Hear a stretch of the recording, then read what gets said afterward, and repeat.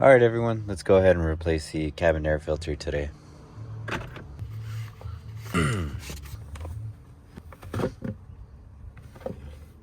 All right, looks like I'm gonna have to remove a screw up here. Invest in a set of hex. This is a T7. I'm gonna check right now if it was actually a Phillips. It's actually a Phillips, so you don't need a tease. Continue to remove this part in order to access behind it, the cabin air filter. Now, to continue, there's a little tab right here after you remove the screw. You're gonna wanna go ahead and pry that one off as well. So what I'm gonna do is I'm gonna go above it. See, yeah, it's pried out. I'll go ahead and wiggle this side with two hands back and forth. Or I guess with one hand, but I didn't want to do that.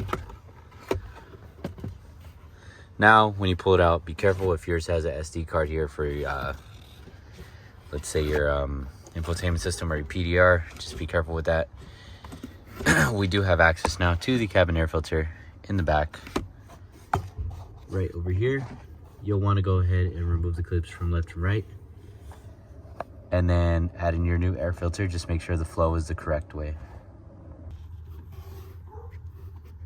When removing them inside, I couldn't physically show. You want to go ahead and squeeze these clips, pull it. Do the same to the adjacent side. Squeeze, pull on these tabs. Squeeze and pull with your hands. And then next thing is pull it out slowly so any trash or debris doesn't come out. I haven't replaced it, so let's see how it looks.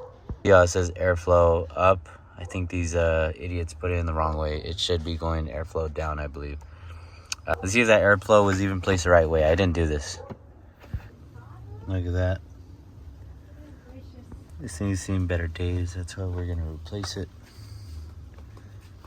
I got one that's has like activated charcoal in it, just to see if it helps clean it up. Cause this one was, I knew it was getting there, or I know it was there. All right, so this is my new one right here with the activated charcoal. See how it says airflow down? That arrow should have been pointed down, so that's the first red flag. Good thing I'm changing it now. All right, let's go ahead and put this in. Go ahead and push it in, but not too hard. And there are the rest. Make sure the clips get put in correctly.